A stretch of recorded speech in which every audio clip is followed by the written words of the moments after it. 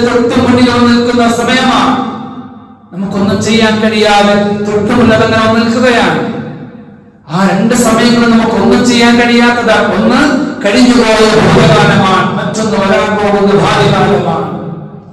മൂന്നാമത്തെ സമയമുണ്ട്. നമ്മൾ വിശദീകരിച്ചുകൊണ്ട് പറയുകയോ, മൂന്നാമത്തെ സമയം നിനക്ക് ലഭിക്കുന്ന ഈ ദിവസമാണ്. നിങ്ങളോട് കടന്നു പോകുന്ന ഈ സമയങ്ങളും ഈ നിമിഷങ്ങളുമാണ്.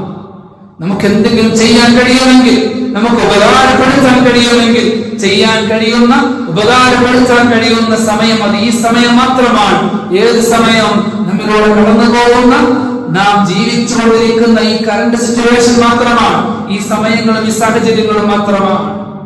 അതുകൊണ്ട് പരലോകത്ത് ലാഭം ചെയ്യാൻ വിചാരിക്കുന്ന ഒരു മനുഷ്യനെ സംബന്ധിച്ച്, ഒരു വിശ്വാസിയെ സംബന്ധിച്ച് അവൻ ചെയ്യേണ്ടത് തനിക്ക് ലഭിക്കുന്ന, തന്റെ മുന്നിലോട്ട് കടന്നു വരുന്ന തൊട്ടടുത്ത നിമിഷങ്ങളെ, ഈ സമയങ്ങളെ കൃത്യമായി